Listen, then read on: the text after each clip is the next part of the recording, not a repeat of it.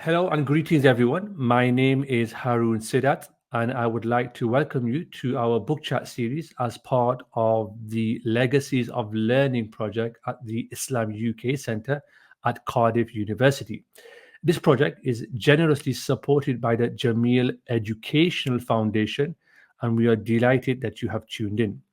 In this series, we talk to leading academics and scholars who are exploring the Islamic intellectual tradition and who can help us explore the potential educational implications and applications of this tradition in a contemporary period. Today, I'm delighted to have with me Professor Ibrahim Moosa. Thank you for coming, Professor Moosa. Welcome, Harun, and thank you for having me. It's always a delight to talk to you, and I'm very happy that you are doing this work. Thank you so much. If I may just introduce yourself to our viewers. So, Professor Musa is the Mirza Family Professor of Islamic Thought and Muslim Societies in the Kiev School of Global Affairs and History at the University of Notre Dame. His interests are many, but it spans both the classical and modern Islamic thought, and with a special focus on Islamic law, history, ethics, and theology. His book, which we won't be talking about but informs a lot of our discussion, is What is a Madrasa? This was published in 2015 by the University of North Carolina Press, and I recommend everybody should read this book if you haven't done already. But the book we're focusing on is another one that he wrote previously, which is on Ghazali and the Poetics of Imagination. And this is the book that we will be engaging with today. This book also, I should add, was the winner of the American Academy of Religion's Best First Book in the History of Religion in 2006. So I'm really happy to have you here, Professor Musa. If we may, just to kind of warm up and get into the conversation, I guess, really, a lot of people will know who Imam Ghazali is. Some people would have heard of his name. He's sort of like a household name in many places, whether they are Muslim or not. Um, but why Ghazali for you, and why Ghazali as an exemplar, as you call him in your book? Thank you. I think most of us who had grown up as Muslim and had some Islamic cultural experience, in your social life growing up and so on, it's very rare that someone would not have heard of the name Al Ghazali. Whether you go to a Friday mosque sermon or someone would mention it to you. But obviously, you just hear the name because he's such an iconic figure and so on. So, why Ghazali? For Ghazali was somebody that when I became interested in Islamic thought, when I had as a teenager, a certain kind of spiritual crisis and I had questions, and I decided that I'm going to spend some time in India in studying in the traditional madrasas. The name Ghazali again popped up. I was connected to the uh, Tablighi Jamaat at the time, and people mentioned it. And then when I set off to go and study at the madrasa, I ran into I went to saw a street corner bookstore in Mumbai, and I saw this book Ghazali was the title, and it was some translation of the Ihya Ulumuddin, that is the revivification of the sciences of religion, which is Ghazali's famous book. And I bought it, and I kept it like a talisman. But why? So Ghazali is always an important figure, and as my own Islamic literacy, advanced and developed, I realized how what an important figure he was, and so Ghazali is a go-to figure for many people because also, and I became more and more attached to his work because he also wrote on a range of topics. So he starts off on questions of Islamic law, that is the standard kind of diet in any kind of madrasa education, but he also writes on Islamic theology, he writes on philosophy, he writes on Sufism, he writes on ethics, and so on. And as my own exploration in Islamic thought you continued after the madrasa life, and I went to university, I became even more interested in Ghazali. So Ghazali is a very, very important figure in terms of my own intellectual development and to get a handle into the Islamic tradition. Thank you so much for that. And you talked about why Ghazali is important. Ghazali is a historical figure, and you're writing about him. We've written about him, and I know you're still interested in many of his works because we do have conversations. I know about Imam Ghazali. Um, I want to ask a broader question. What do you think it is about past scholars that excites or animates Muslim religious discourse today? What is it about the past that animates our discourse today? I think anybody who thinks about Islamic thought today will recognize that there's a certain kind of narrowing of the intellectual exploration in today's Muslim world and the kind of communities that I interact with on a day to day basis, ranging from sub Saharan Africa to South Asia to North America and Europe. You see a certain kind of intellectual drought. um, People are not being courageous to ask questions, to explore. And when you study scholars of the past, like Al Ghazali, like say Al Juwayni, Al Qushairi, or you study people like Ibn Rushd or Ibn Sina and Ghazali and others, you see a vast intellectual exploration, a huge intellectual platform on which they are working with, and they are not having this what I call knowledge apartheid, this knowledge separation between knowledge that is touchable and knowledge that is not that is untouchable. That is largely the problem in Islamic thought today. It is confined to a narrow understanding of what tradition, and we'll talk about tradition in a couple of minutes. But the reason I chose Ghazali, because Ghazali is such an exemplar, and there are many, many others who are exemplars. Al Muhasibi, and people like Raghib al Isfahani.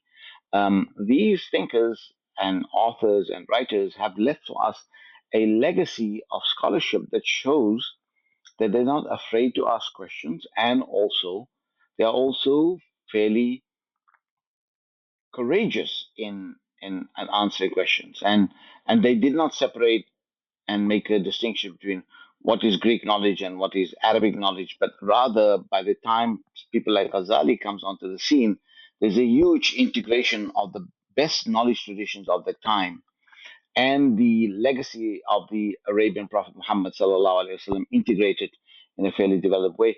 Obviously, it was much more challenging in earlier times because there was some resistance on the part of some individual scholars who were opposed to knowledge of the ancients, that is, ilmul awail. They were opposed to it because they saw that as a kind of a Greek influence, and that debate is still alive till today. When some people like Iqbal and others think that the Greek influence had a deleterious effect, and that it became more abstract and wasn't very empirical. But that is a conversation we can have because Iqbal might not be entirely right about that, and there's been a range of practitioners of Islamic thought, those who were empirical, those who were more abstract, and they also purchased into um, the multiple threads of thought from Platonism to Neoplatonism to Aristotelianism that was available to them. In the same way that we live in a world in which there are multiple intellectual currents from, you know, liberalism and liberal philosophy to um, question of forms of Aristotelianism, forms of realism, forms of structuralism, post-structuralism, deconstruction. For there are that's so all these intellectual trends are helpful in one way or another, and I basically argue that those who claim to be Muslim intelligentsia, that is, people who claim that they think about Islamic thought and about answers to Muslim questions in the realm of theology, ethics, law, philosophy. They are basically taught and they are basically indoctrinated to stay away from those currents. And they believe that anybody who engage with those currents are in some ways misguided, and one would have wondered what they would have said about their forebears in the intellectual traditions who engaged with all kinds of patterns of thinking in the past that possibly, as some people had objected to Ghazali and others. So you have, some scholars saying that Ghazali, when he writes this book called Al Mustasfa, which is in Usul al Fiqh, in legal theory, he has a long introduction. And in this introduction, he says, look, this introduction is all about logic. And you need to understand these various debates on logical propositions and so on. But he also says that, well, if you are in a hurry and you want to go to Usul al Fiqh proper, then just go to chapter 1. But I would remind you, he says, وَمَنْ لَمْ يَسْتَوْعِبْ هَذِهِ الْمُقَدِّمَةِ فَلَا ثِقَةَ بِعِلْمِهِ أَصْلًا. That if you do not grasp this introduction with all these varieties of disciplines of linguistic and language arguments, but also arguments in how to think properly, logically, and so on, then he said, I cannot rely on your claims and your knowledge and so on. And some people were very upset with Ghazali because he said so. I said, how could he have said something like that? I think it's someone like Ibn Salah, for instance, who took great umbrage at that. But that's fine, Ibn Salah does his own thing, and Ghazali does his own thing, and you have differences in the intellectual tradition. But it has never been as narrow and inward-looking and fossilized as it is, at least in my experience, in this 21st century. And I think there are catastrophic decisions that have been taken because the people who are arguing from this version of tradition that they claim is tradition without pollinating that tradition with the knowledge of the present do not read the way the world is. Or even if they want to change the world from what it is to something else, they're still missing what the world is. What they are sitting with is a set of propositions or levels of arguments and concoctions of what the world is because they've not attained the learning of what is the nature of the world, both from a scientific perspective, but also from a social perspective of what the world is. And the humanistic tradition of the world that is so diverse, from the Chinese to the Indian to the European and so on, and the African and the Islamic historically, completely bereft from those traditions too. So I think those who claim to be the ideologues and those who provide intellectual sustenance to Muslim communities have yet to engage in knowledge the way our ancestors did. And therefore Ghazali. Yeah, no, thank you. I mean, this brings me nicely to, I want to kind of juxtapose this with Imam Ghazali's kind of point that he lived in, his milieu that he lived in, and you touched upon our world today. And I think there's a number of conversations that we need to touch upon. And one of them is that we find a sort of epistemic openness, though it was challenged in the world that Ghazali lived in. And we're finding that that isn't the case today, when it's probably arguably more needed today. And there's this foreclosing of other epistemes or other forms of knowledge. Can you speak to that? I mean, if someone is listening and they're coming across this for the first time and they think that the only true knowledge is perhaps, dini knowledge, or for the benefit of our viewers, religious knowledge, as opposed to this juxtaposition with secular knowledge, which is sort of, there's always this, well, there isn't always, more of a recent phenomenon of this secular and religious binary. I wonder if you could talk to that to some of our viewers who might be interested in that sort of conversation.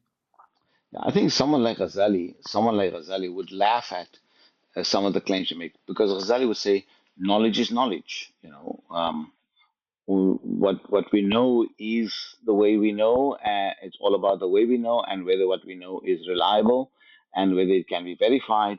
And that would be his argument, and he would be astounded that we are creating this knowledge apartheid between religious knowledge and non-religious knowledge, as if because knowledge basically settles on the mind and the soul, and knowledge is what gives you a grasp of understanding and also captures your soul, and it shapes your soul and shapes yourself. It shapes your understanding of the world. So if it's like nurturing a a tree or a plant, if you're not going to nurture it with the best kind of best water and the best kind of nourishment, then the nurturing is going to fail and the plant is going to wither. And I think that is what we have in terms of Islamic thought, that we have a withering of Islamic thought. So Ghazali, for instance, in the world in which he came into, there were a whole range of contenders for people claiming the truth. So there were the jurists, there were the theologians, there were the Ismaili Batinis with whom he had fights, and then there were the Sufis, and then there were the philosophers. I mean, it is absolutely wrong that people say that Ghazali is anti-philosophy or that Ghazali, destroyed philosophy, as people say. That is even not even true. But Ghazali was very much invested in philosophy. But he did have some disagreements with Ibn Sina, which is famous, and so on. Maybe he, in my view, he made that disagreement too harshly, and that might have created some wrong impressions. But I don't think it impacted at all the intellectual tradition of Muslims, because post Ghazali, many people engaged in the intellectual in the philosophical tradition. But Ghazali had some disagreements with Ibn Sina on 3 points of theology about the eternity of the world, whether God knows the universals or the particulars, and about the question about whether resurrection is going to be bodily or whether resurrection is going to be spiritual. Those are the three issues on which he vehemently disagreed, and he pulled out the red card and so on. And there were 17 other issues on which he had disagreements, but not of a serious nature, but disagreement nevertheless. So these are the 20 issues with which he disagreed with the Muslim philosophers, especially Ibn Sina, in the incoherence of the philosophers called Tahafutul Falasifa. Nevertheless, Ghazali lived and he was also very critical of the Ismailis and their dawah from Egypt into Iraq, and he wrote at least one book and several other places. He responds to the way in which they frame their epistemology, because they wanted you to believe that there is somebody who knows the truth completely, and they have to follow this infallible imam and so on. So there is Ghazali also has a kind of an anti uh, Imamate anti-Shi reflex, a soft one, because generally in a post-Ghazalian world, the Shia world, with some uh, disagreements with Ghazali on some issues, they really like him, and he's Al-Mahajjatul Bayda, um, by one of the Iranian scholars, I think it was a son-in-law of Sadruddin Shirazi, Mullah Sadra. His name is Faiz Kashani, and Faiz Kashani wrote Al Mahajjatul Bayda, that basically remade the Ihya Ulumuddin into a kind of using hadith and other kinds of arguments from the Shia tradition. So he's acceptable there, but he had some problems with that. So and Ghazali's biggest issue was the question of taqlid, that is following authority without knowing what is the argument, what is the evidence. So that was one of his biggest problems throughout his work. From a very young age, he's bothered by this question that one should do taqlid, and he was a big advocate of the responsibility of the individual, especially for scholars, that scholars must make their own findings, and you live and die by your findings. In other words, you get it right or wrong, but that is your duty. Whether you get it wrong, that's if you made a good faith effort and you get it right, that's okay, and that is great. You get two rewards, and if you get it wrong, you get one reward because of a good faith effort. So he was very clear about this question, and it bothered him throughout his life. And that's also one of the reasons that he fought with the Ismailis, and also he had strong, you know, disagreement with some of the people in usul al-fiqh, legal theorists, with whom he disagreed. The one place where he had a soft spot for with the Sufis, and he would try and justify sometimes, some people would have severe reservations of how he would justify some of the Sufi practices and so on. That's the one place that he really loved the Sufis. He also thought that his own convictions finally were based on the kind of knowledge that God casts into your heart. Um, what we call knowledge by presence, and God casting divine grace into your heart, and that with that there's a light that comes, and that light gives you um, the conviction and deep belief in God. For him, that was in that way he was very, very profoundly impacted by the Sufi tradition, which he loved to the end. But he also weaved in, you know, the practice of the Sufi tradition with knowledge arguments, with questions of, what is happiness, and how does one attain happiness in this world and the hereafter. And so Ghazali is really interesting as an exemplar because of his very broad and complex intellectual apparatus that he commanded and commanded very well. And therefore, till today, we can still read him and benefit from him. Thank you. I'm just going to touch upon, I'm going to try and thread in your book on what is madrasa, what is a madrasa. And I'm going to show it one more time because it's an important book, which is that when we think about modern education in terms of madrasas, a lot of it's just teaching and learning. And when we think about scholars of the past, they were doing more than that. They had time and space to think, to reflect, to do research, and that's very much absent in at least in Muslim education systems. People are just passing knowledge on. Teachers are too busy. And I wonder if you could talk to that about how in the past we had space, or scholars had time and space to produce some of the great, magnificent works that they produce. What were the cultural, political situations or sites or endowments, for example, that allowed them to do that we are so much struggling with today? Yes, I think in the past there were, you mentioned the word endowments, and what we know from the history of madrasas around the Muslim world in Iraq and Iran, what is today Iraq and Iran, in Khorasan, in those parts of the world, but also in North African place, that these institutions had endowment. They had awqaf, and these awqaf, supported those institutions. But also someone like Ghazali, for instance, people don't often remember that after he graduated, he also spent about 8 years with a wazir in the he was kind of a long postdoctoral, assignment he had, where he was, you know, rubbing shoulders with great other scholars. And it's there that he started writing some of his earlier materials that he had studied, and now he's trying to write, books like Al Manhul and others, and his early fiqh works that he writes in that period, and later on has an opportunity to circulate those. So I think there were, sponsorships, there were stipends that people were giving.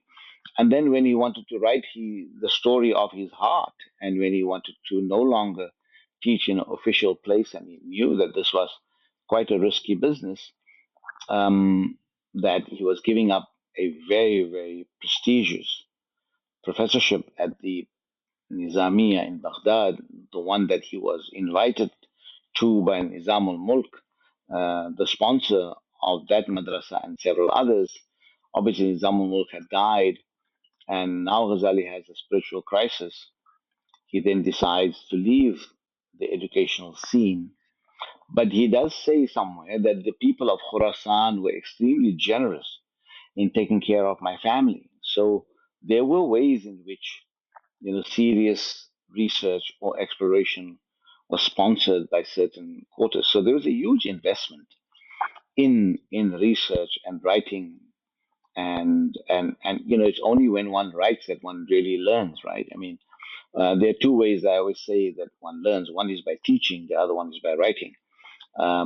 Teaching, you have to give a finite amount of ideas to a set of students, and you cannot overload them But when you are writing, you have pages and pages to unpack an argument, to unpack a discussion, to unpack a story, and hoping that with that you can convince your readers.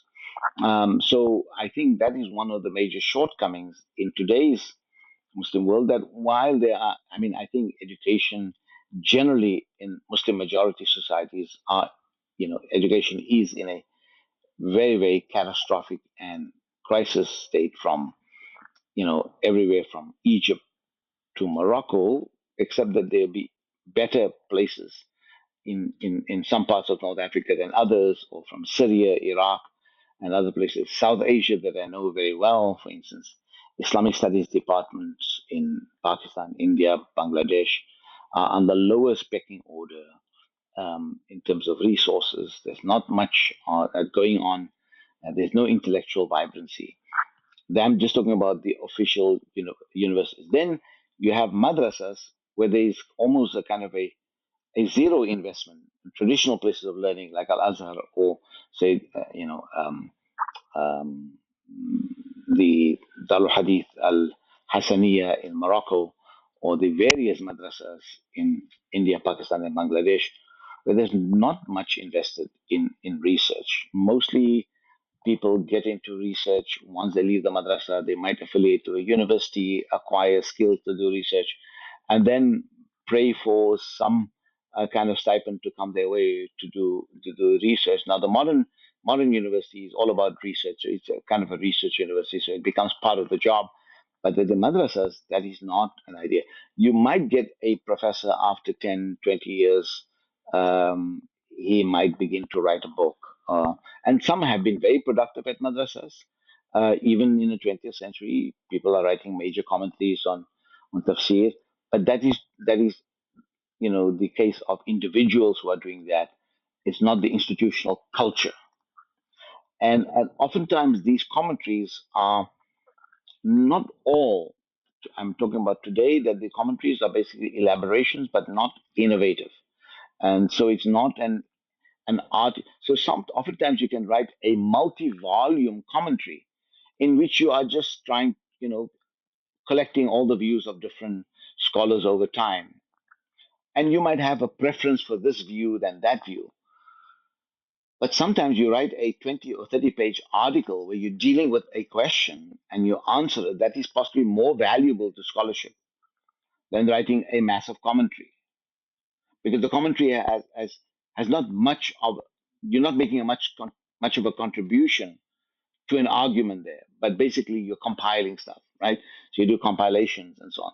It is quite impressive that people can do that, but I think that we need to take a you know a a question in hadith studies, a question in fiqh, in law, in theology, and work through that question rather than spend quite an inordinate amount of time in compiling. But compiling is important. I'm not trying to poo-poo it, but I think compilation is important because it teaches you how to do research. But I don't think it's the end. After that compilation, I want to know. So, what is the big take home from there? And that could be done in a 20, 30 page article. What is what you have discovered that you think that you disagree with scholars on the past? Or where do you agree with them? And why do you think that we should still hold on to these arguments? In your book, and just tying on to what you just said right now, in your book, you introduce a plethora of interesting concepts, theories. And one of them is this concept of bricolage, which ties in what you said about just copying things, but actually doing more than that, which is writing something that's kind of answering a question. But it also ties into something we said earlier about early scholarship was taken from places that weren't Islamic, quote unquote, but were nonetheless useful. Can you explain for our viewers what bricolage is, what you mean by it? And also, I think it's worth reflecting upon what it means today to be a bricolier, as you would put it in your book. Right. So I think the buried in your question are two big issues. One is what is tradition, and the other is this question of bricolage. So one of the things that attracted me to Ghazali was that this man was steeped in the tradition, but also he was quite innovative in how he put together the tradition. So what is tradition? Tradition is basically the legacy of the past, the way people did it in the past. So it is basically knowledge production, knowledge traditions, methodologies, norms, values, and practices of the past, right? Now, tradition becomes a big question in the modern period because modernity, at least Western modernity, breaks with tradition. And the big thing that we need to remember that in a tradition, generally a tradition runs smoothly when you have a largely unchanging cosmology attached to it.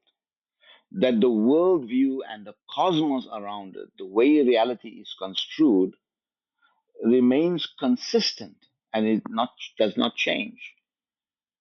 So until the 16th and 16th century, 17th century, globally, the cosmology that we had, where is the world, what is the place of the world in this in the solar system in which we are, what is the human being, those questions were fairly consistent.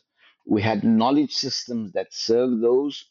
In India you had Indic systems. In the Near East you had kind of varieties of Aristotelian and Platonic systems of learning, intellectual traditions that Judaism, Christianity, Islam adopted in a variety of ways. But Islam was also in the Far East, and they adopted other modalities of thinking. Especially Sufism was open to you know patterns of thinking that were more compatible to Buddhist and Indic and worldviews that were beautifully synthesized in ways that you couldn't even feel it, and people's experiences and their life just flowed through in unchallenging ways. Yes, did they have political challenges? Did they have other kinds of things? Yes, of course, but the kind of worldview was very consistent. What happens in early modernity, round about 1600, when our understanding of where human beings are in the world, that we are no longer in a geocentric universe, but we are in a heliocentric universe. That might not be such a earth, because the farmer is still farming in the same way um, that they did it, whether the world was geocentric or heliocentric. Okay, and those things didn't change. But now human beings begin to understand where they are in the world. Then there's also the discovery of new forms of new experimental experiments in understanding the human body. Um, the Galenic system of medicine is displaced by other forms, more empirical forms. So what happens with the change from geocentric to heliocentric creates a massive empirical understanding of the world through experiment, to testing and verification. So empiricism is big. It doesn't mean that you abandon all the other things, but verification and empiricism is crucial. So now inherited beliefs are questioned according to this new yardstick. Does it make sense, right? And with that, you begin to see people talking about an epistemic rupture, right? And then now you begin to see that there's a shift. Now, there's a lot of debate going on in the academy whether there was really a rupture. Did those other patterns of thought about self and being and others, did those not continue unscathed, or maybe people always were working with both kind of idealistic worldviews together and along with empirical worldviews? So worldviews become more complex.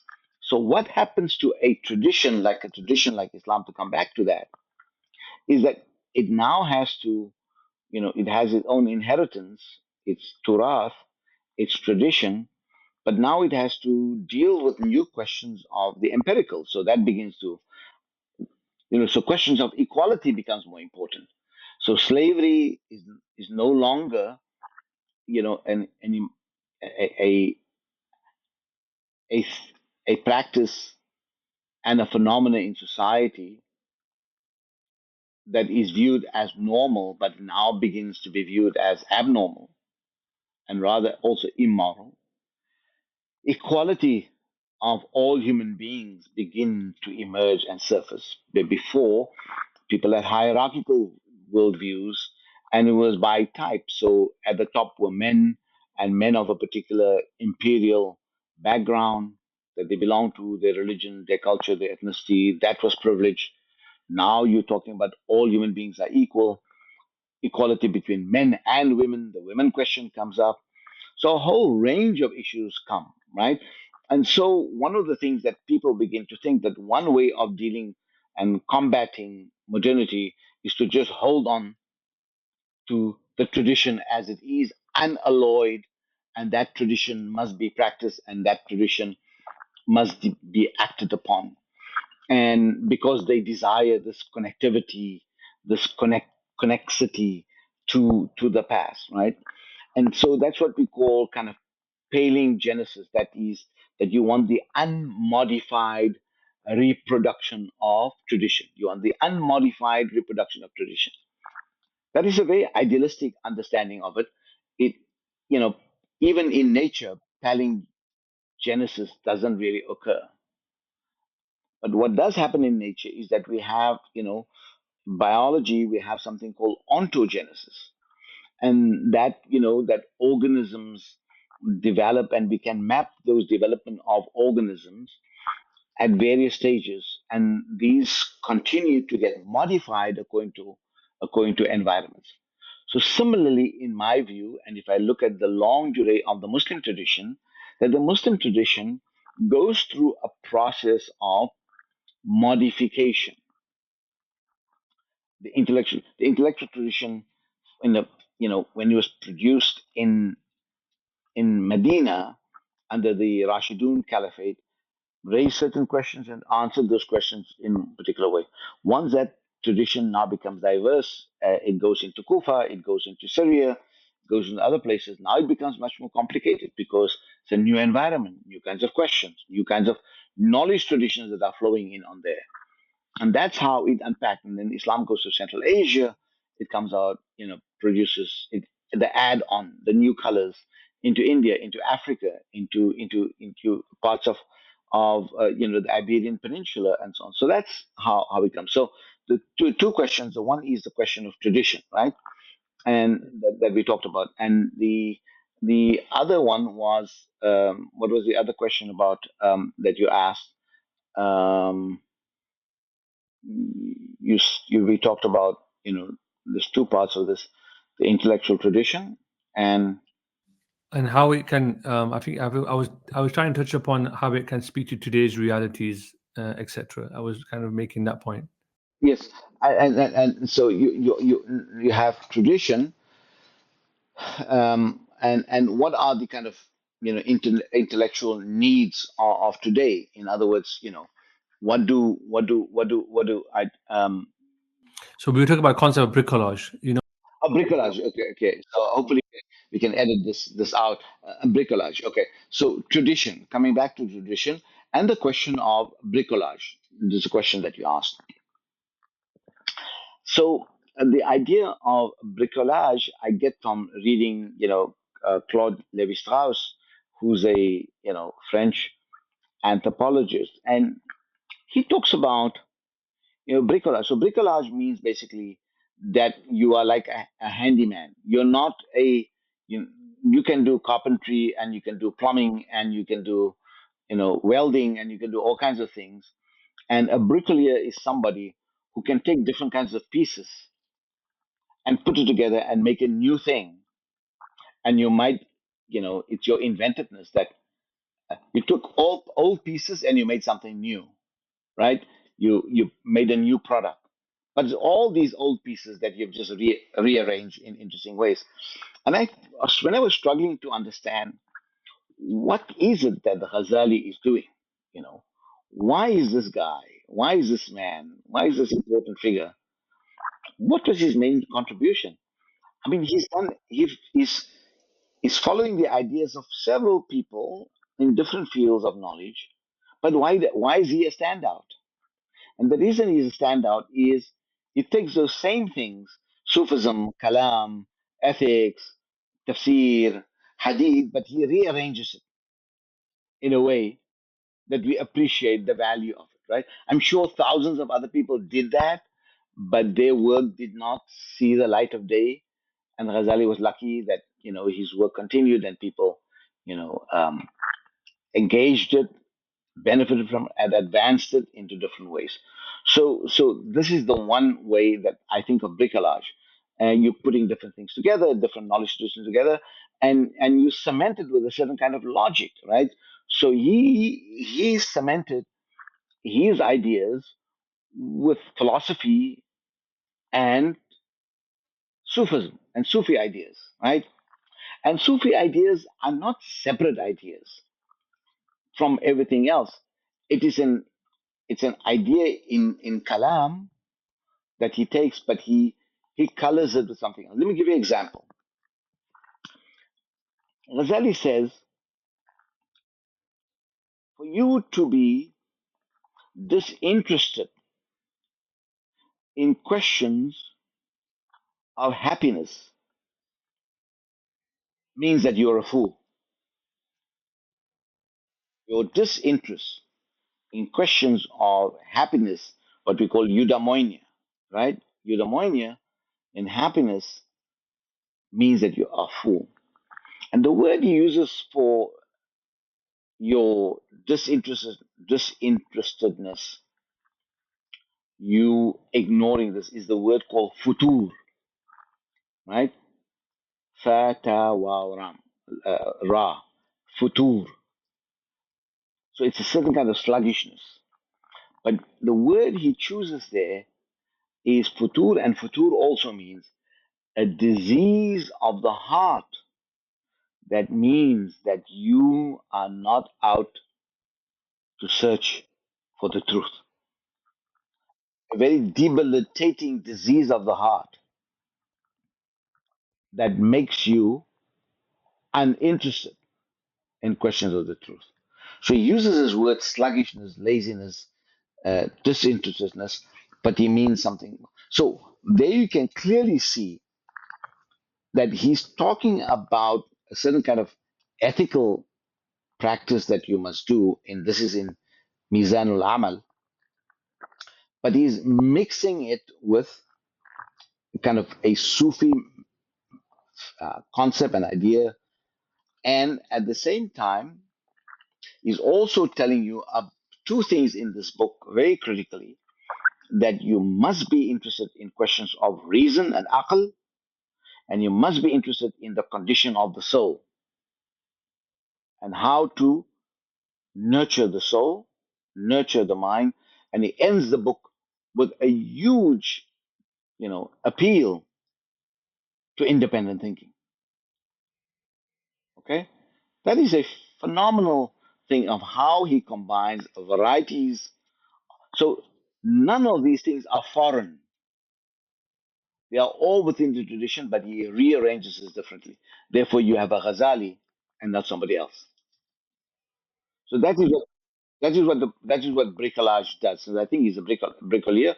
And one of the things that I developed in Ghazali and the Poetics of Imagination. So when I use the title Ghazali and the Poetics of Imagination, poetics means nurturing, to nurture the imagination. That is what poesis means. So Ghazali nurtures different kinds of habits, different kinds of ways of thinking, the nurturing of the imagination. And one of the things I begin to imagine is that he finds himself in the middle of multiple discourses, in between discourses, between kalam and falsafa and usulul fiqh and tasawwuf and questions of akhlaq and so on. And I call that space a dihliz, an in between space. And one has to go through the in between space continuously. And it's a good place to be in, because you get the various breezes of different traditions and so on. And this is also, there was a kind of throwaway line in Ghazali's Al-Munqidh min al-Dalal, um, you know, uh, you know, the title of his kind of autobiographical reflection, Deliverance from Error. And there's this one throwaway line there where he talks about that the salik on the way to God, the individual who is trying to explore, piety and a way to heal the soul, on your way to God, you are at an intermediate space. And so I grabbed that idea to explain that I think is my purely speculation that Ghazali is in the in-between space. Or that in some ways, much of the stuff that when I think through Ghazali, I also think about, what is my place? Because through Ghazali, I also find my place in the intellectual tradition. That I'm in between multiple intellectual traditions and multiple geographic spaces, between, sub-Saharan Africa, where I was born, the intellectual legacies of India and Europe that I've internalized, and I worked in, in various places of the world. And so these becomes my geographical spaces of the geographical spaces of my soul, but also my existential reality, right? So you're always in between, and it's a great place to be in. Yeah, thank you so much. So, building on this in betweenness, if I can speak to my own sort of experience, I mean, I wrote a paper which was released last year, which talked about the concept of what we call Darul Islam, Darul Harb. So, this for our viewers. This is like this pre-medieval conceptualization of territory that jurists, especially within the Hanafi school of law, would use to define sort of relationships, if you like, with the other. So the abode of Islam and an abode of it was called Harb, but non-Islam, where Islam is not the sovereign. And when I was writing that research paper, I was thinking about what you've said about bricolage, and these traditions or these ideas worked in a certain period, and that world has radically shifted. Now we have nation states, we have borders, and we have lots of other organizations, arrangements that are very different. But that theory or that worldview is still being taught in madrasas, either explicitly or rather more implicitly. And when I was thinking about this, I recall a passage that I came across in your book, and if I may just talk to it, this is on page 44 of your book, and it also talks about this idea of thinking about a better future, especially when Muslims are now living as quote unquote minorities in the West and are engaging in civic society. But we also have, of course, ruptures, and we also have contestations. I'm thinking about what's happening with Gaza and Israel, for example. Um, and what you say then, if I might quote this, is that one of the purposes of this book, the book that you wrote, is to make a modest attempt to reread the past so that the Muslim subject will be able to project the hope of what's called teleopoiesis, i.e., the hope of a future marked by friendship and just coexistence, as a real possibility among a plurality of discursive communities. And I think that's really, really important. That passage really caught my attention. I wonder if you could maybe explain what you mean, expand on that, especially with what's going on in the world at the moment. Yeah, yeah. I mean, that thought about, you know, how can my experience in the world be a some help to a young Muslim, whether they are a professional or a housewife or a scholar, and mostly I speak to scholarly audiences. To what extent can my experience, help them? And when I think about teleopoiesis, is a kind of the future nurturing, right? So it's the future nurturing, the future making, and that is with ideas. So one is always, you know, entering the future together with your backpack. You're always traveling with your backpack, right? And in my backpack I have the Islamic tradition, but I also have, you know, authors like Michel Foucault and Derrida and others whose insight has helped me to navigate the tradition and so on. A whole range of people that you have. And so what I want to do and what I plan to do in this book on Ghazali was to show that how Muslims can return to an intellectual tradition of their own, but one that they will have to work on it, and you cannot just take the book off the shelf and say, let me give you this interpretation. And because that interpretation was by somebody who lived in Bukhara or lived in Baghdad in X century, there was a particular way of talking and so on. Now, if you're just going to unpack that story the way it was, you are doing violence to the tradition, because everybody who's going to listen to you are going to laugh at you and say, what are you doing? Why? But what you need to become and what you need to acquire the skills is to become the interpreter of the tradition. So in some ways, it's a modest attempt on my part to become an interpreter of the tradition. And also, I also talk in the last chapter of the book on the whole experience of ghurba, that one is a stranger. Everything in the world doesn't go the way you want it to be. One also feels out of place because political events like the events in Gaza, right, where 35,000 people have been murdered, right, where for 75 years or more, Palestinians have been denied their right. They're living in basically in forms of glorified forms of slavery, right, and it's becoming worse and worse. And that you're living in a world in which there's not much sympathy for who you are and what you are. And what I'm saying is that in the company of great men and women of the past and men and women in the present that are closer to your thoughts, there is a hope of nurturing a future tradition, right?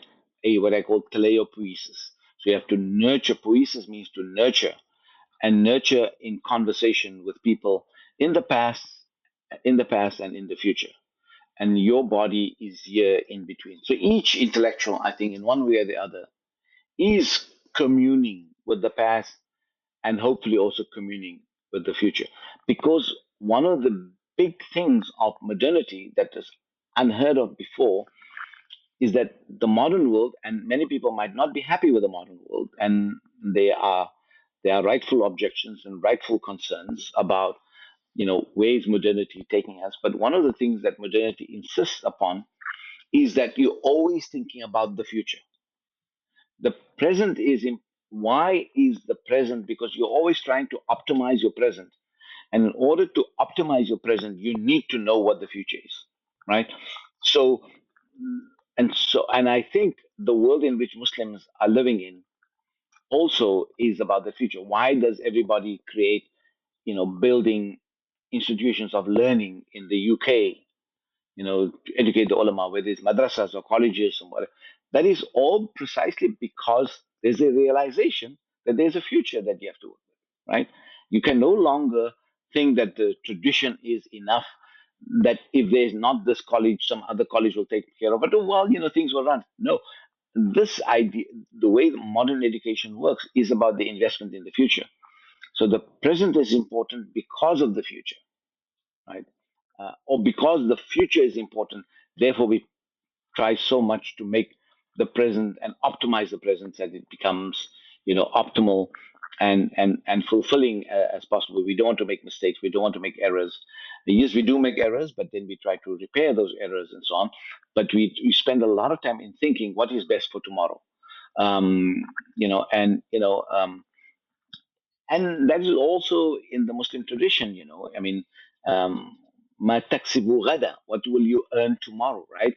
Now you don't know what you will do, but you must also anticipate and prepare yourself for the next. So in the big scheme of things, it's the next world, right? The next world.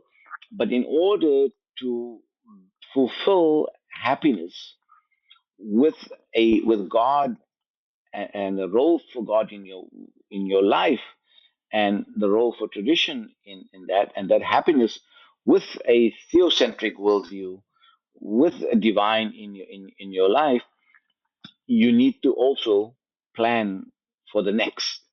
And that means tomorrow, and that means decades from now, where you will no longer be in the world, but your soul will transport into the other world.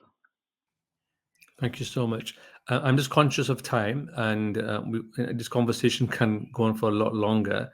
I just want to kind of give you an opportunity. I know I've been asking the questions, but sort of say if there's anything you'd like to share with our viewers as a concluding remark or a concluding reflection before we draw to a close. Well, I mean, I've said a lot of things here, and what I think that this project, this book chat, and where you making scholarship available in accessible form to communities who can watch or listen on their various media. I think this is a great initiative that you and your colleagues have taken at Cardiff, and so I congratulate you on this, and I think this needs to continue, because I think um, people who are not scholars out there want some quality knowledge and conversations that they can hang on to, and I think you are providing that. So I'm very, very grateful um, that you and your colleagues are doing that. I think that for right now and on this topic, I've possibly said more, but maybe you know important to know, how are you thinking about you know these questions. I know you talked about this issue of Darul Harb and Darul Islam, these kind of political theological concepts that we've inherited from the past, and I think you remarked upon it, that that is no longer the case, and those categories are no longer because those are categories that develop with when Islamic political theology was an empire, right? And now, while there are nations that are also flexing their muscles on a global scale as empires, the American empire, the Europeans, when they come together, they kind of have imperial ambitions, the Chinese, the Russians, and so on. So there are people who don't claim to be republics, but they are exercising, kind of imperial activities, or behaving like empires. And what you are trying to say in that work of yours is that you need a new category. So, I mean, I think people like Rashid Ghanouchi has already said, look, we need to think in terms of citizenship. What is it? What is it about you living in the UK that there's no longer Darul Islam or Darul Harb in the UK? You have rights. You are a rights-bearing citizen. And what is your role as a citizen in making and contributing to the UK? Right. That is precisely what people have argued, that some parts of the world that have prospered economically, politically, political stability, and have made prosper, is because of notions of citizenship, and how citizens are equipped and furnished and soul making, and how they were nurtured, that they can become. So obviously it was very much an economistic kind of way in which you know um, the nation state tried to produce individuals, because you have to put your shoulder to the economic wheel in order to make Britain great again, and to make Britain productive, and all those kinds of stuff.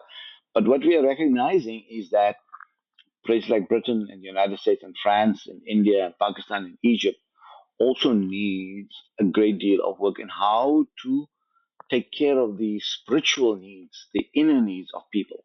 How do we think about humanity? How do we develop solidarity with human beings around the world?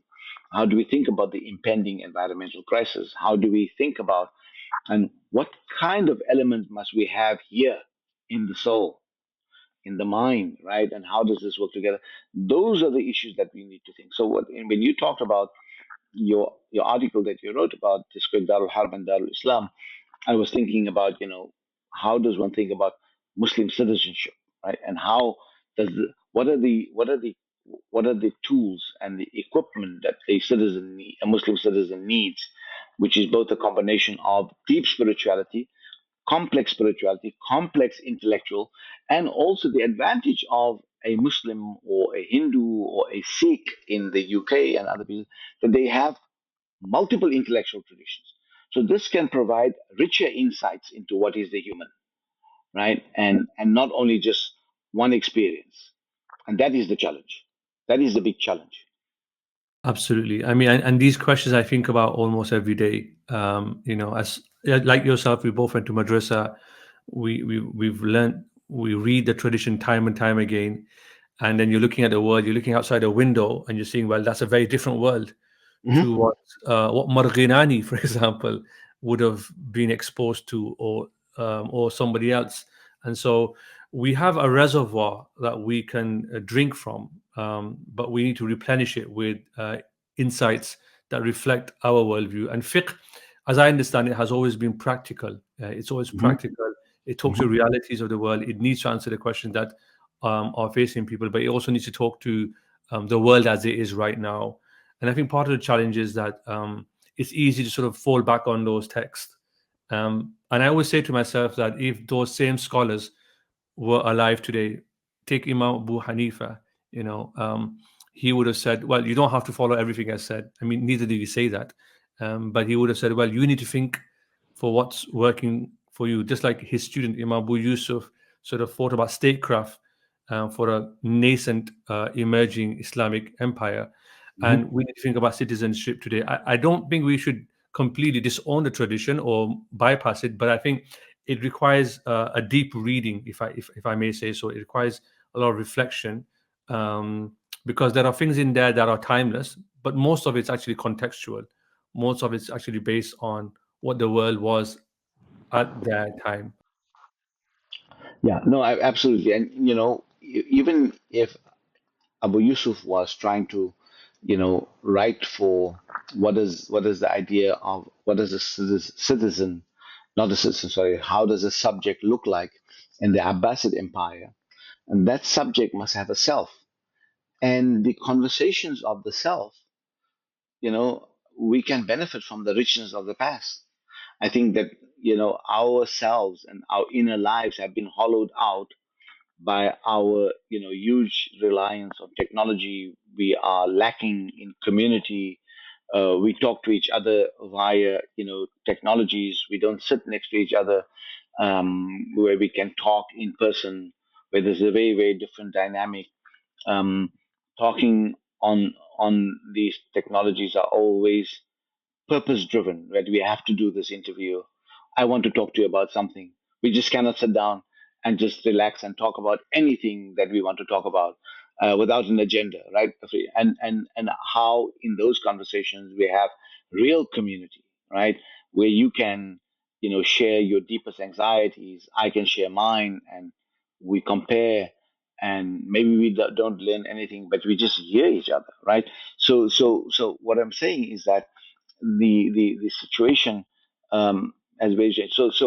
But your point, what when you said about about Abu Yusuf and empire and now citizenship and the nation state, I think the conversations about the self, what is the self, and how does one engage the self, right? And what are these questions about the soul that we now call the self, but the soul and reason and our place in all that are conversations about the self, that we had very, very rich conversations. And you mentioned fiqh, and fiqh is what a great Indian scholar by the name of Muhibbullah Bihari talked about. He talked about it as hikmah. It's wisdom, a certain kind of wisdom, right? And it's not certain kind of codes of thinking, but also at the bottom of it is a certain kind of wisdom. Absolutely. I think we've had a wonderful conversation. I just want to Thank make you. sure this is the book. It's a wonderful book. I've read it many times. I remember reading this book when I was doing my PhD. It helped a lot. And while I'm writing my book now, I'm reading it again, as you know. and I always go back to it for insight. So I do recommend people buy a copy and read the book carefully. It's very, very useful. I mean, I don't know if you'll ever write something as good as this, because it's magnificent. I think it was a Great. labor of love, you once said to me. Yes, thank you. Yeah, And of course, I'll try this is again. and this is also, of course, an important book. What is a madrasa? This is more kind of, this is you talking about your own experiences in a madrasa education, and what and it talks to some of the conversations we've been having. So I think people should get both of these books. And I mean, you've written lots of papers, I know, and many articles are available where people can read about your work. So please do. To our viewers, please do keep in touch with Professor Moosa. I know he's quite active sometimes on social media, so it's nice to see he's not locked up in ivory towers, but he's actually engaging as a faqih with the real world. And thank you, Harun. And you can also find some of these issues in at my website ibrahimmoosa.com under publications. Okay. But thank you so much, Dr. Sidat, for inviting me, and have a great day. And thank you for this opportunity. Thank you very much. And we hope our viewers can join us for more on the Legacies of Learning Project podcast, where we continue exploring the Islamic intellectual tradition to see how this rich legacy can help us today. Until next time, my friends, thank you very much, and bye-bye.